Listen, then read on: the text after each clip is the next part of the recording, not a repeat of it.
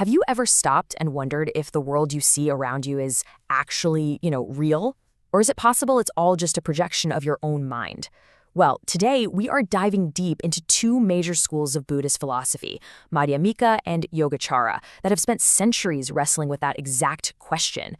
What's so fascinating is that they start in the same place, but their answers, well, they take us down two very, very different paths to understanding reality. So let's just pause on this for a second. That screen you're looking at right now, the chair you're sitting in, are they fundamentally real objects existing completely separate from you? Or is your entire experience of them being built moment by moment inside your own consciousness? This isn't just some late-night philosophical puzzle. This is the exact fork in the road where these two profound traditions begin to go their separate ways.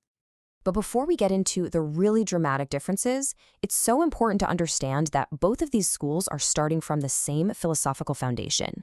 You can think of it like they're both trying to climb the same mountain. They just take very different trails to get to the top.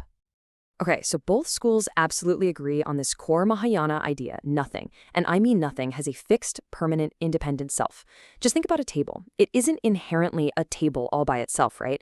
It's made of wood, which came from a tree, which needed soil and sunlight and water. A person had to assemble it using tools. It only exists because of a million other things coming together. That's this idea of lacking inherent existence. And this slide right here really shows you their shared DNA. They both sprout from the Mahayana tradition. They both agree that reality is dependently arisen, that everything is deeply interconnected. And what's crucial is that their ultimate goal is exactly the same, to find what they call the middle way.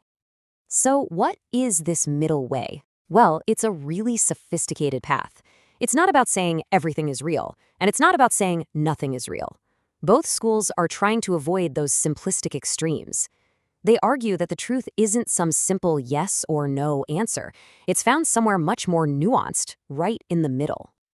And now we get to the Great Divide, because it's right here on the nature of consciousness itself that these two paths split and go in completely opposite directions. Everything we've talked about so far was the shared launch pad. This is where their rockets fire, and they head off to different parts of the philosophical galaxy. This slide just captures their core disagreement perfectly.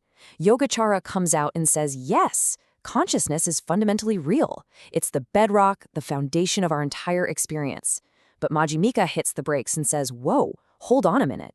That rule about nothing having inherent existence, that applies to everything, and that includes consciousness itself. So the Yogacara school argues that reality is essentially mind only.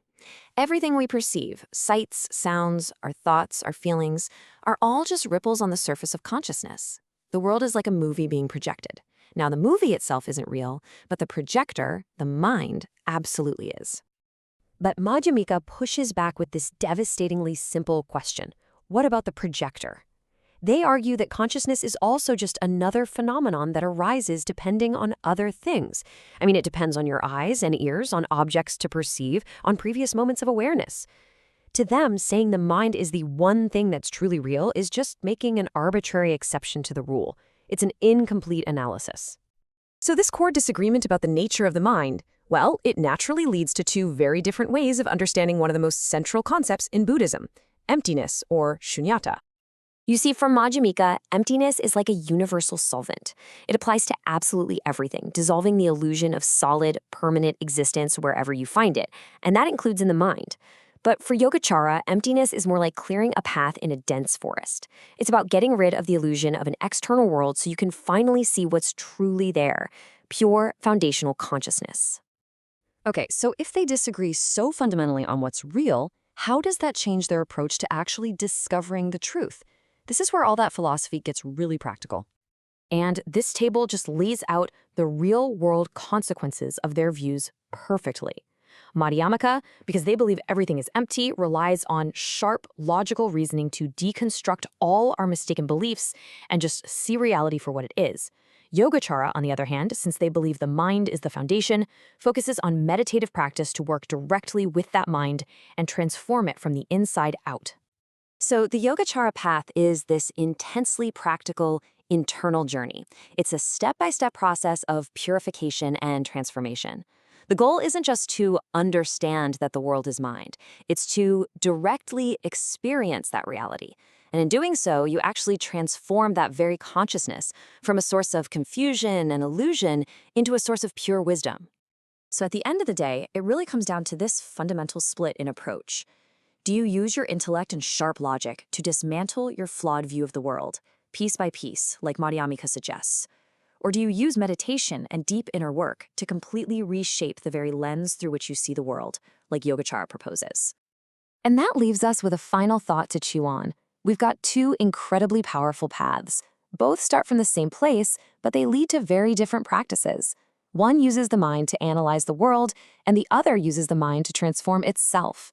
So the question for all of us is, in our own search for truth, which tool do we tend to trust more, our reason or our direct experience?